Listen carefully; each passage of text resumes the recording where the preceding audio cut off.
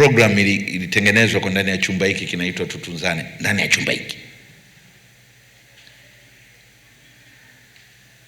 Ile nadharia ya wakulima na wafugaji kuishi pamoja, tukasema haiwezi kuwa nadharia ya mdomo, lazima itengenezewe misingi ya kiuchumi na kijamii ambayo inawawezesha kuwalazimisha kwamba wafugaji waheshimu wakulima na wakulima waheshimu wafugaji. Kwa hiyo ina maana lazima tukae tubadilishe fikra za watu na kadhalika. It's a mathematical equation, sio jambo la bla bla. Tulikaa humu kwenye ukumbi siku moja, nikasema kwa nini hamna ng'ombe wanaotoa lita 8 kwa siku?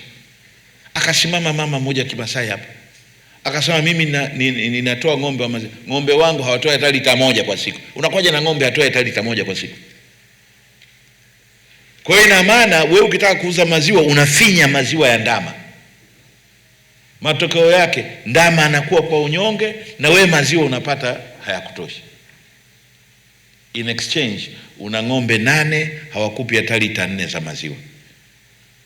Mwenzako ana ng'ombe 1 anakupa lita 8 za maziwa. That is the mathematics. Hizo ndio hesabu zilizokuwepo.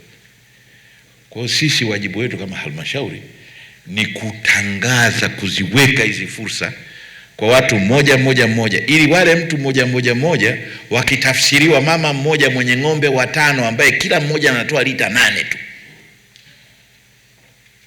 lita 40, mama huyu mmoja. Ukiwa na wafugaji wale wakina mama 1000 ni lita 1040. Umoja na mshikamano ndio ushindi katika jambo lolote.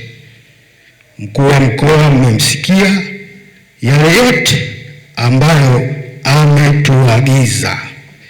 Kila mmoja katika nafasi yake awajibike, na mimi naamini kwamba kila mmoja akiwajibika, akitambua wajibu wake katika nafasi yake, Mvomero itapaa na huyu mkuu wetu wa mkoa atakuwa anaridhika kila anapofika hapa.